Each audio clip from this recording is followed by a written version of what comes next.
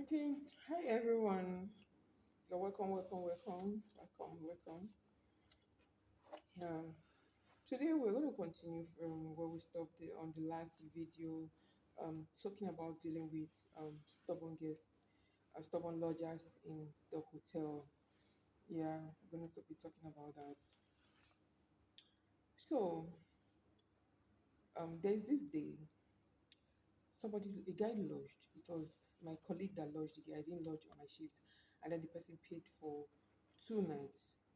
So on the second night, he came in the morning when I resumed on my shift. He came and he was like that he needs his room to be changed. And then I asked, what happened to your room? Why do you want to change the room? Because you need to ask so that you know if there's an issue, so that you can fix the issue. Even if you have to change your room for the person, you need to know the issue so that you can fix the issue for some other persons who are going to be staying in that room next time.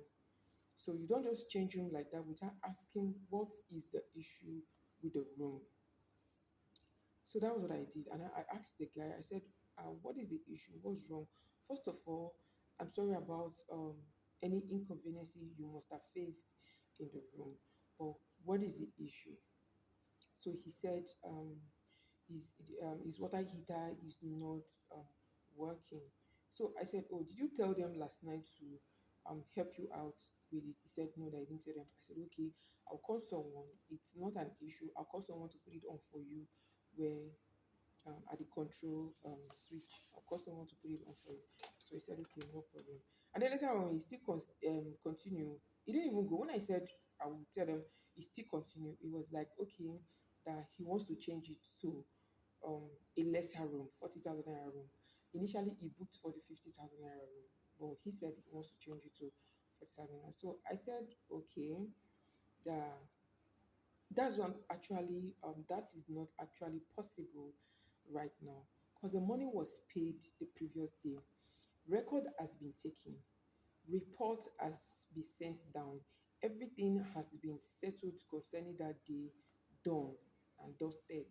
So there's no way I will now bring you from 50,000 naira room down to 40,000 naira room and then start. How do I even start the alterations? Where do I start from?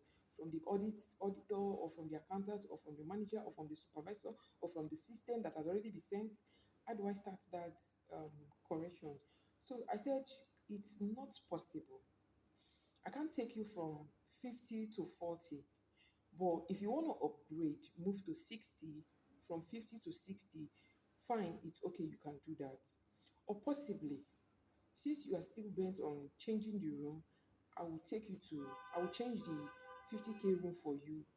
I will give you another 50,000 naira room. So I'll remove you from that room and fix whatever issue is wrong with that place.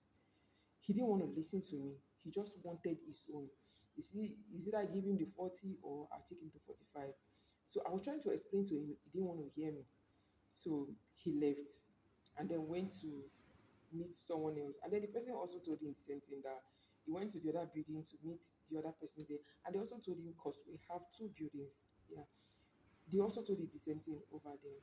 So I now asked him, I said, sir, what was your decision? He just went upstairs and did not answer me.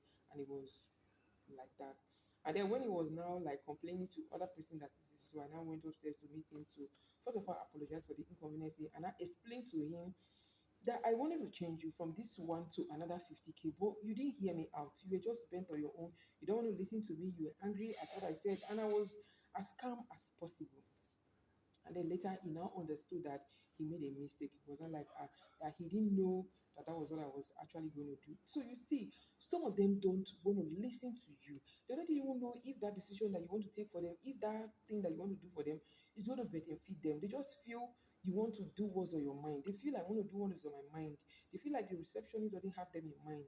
No, it's not like that. We are all here for their satisfaction and also to make profit, to make gain, to make sales. So why can't we give them their comfort? We are here to give them their comfort, not to make them uncomfortable. Because we also need them to come back again, to see something good about the place. So the job is not easy. It's not easy. So we'll continue from our next video. I'll stop here for today and then we'll continue next time. Thank you.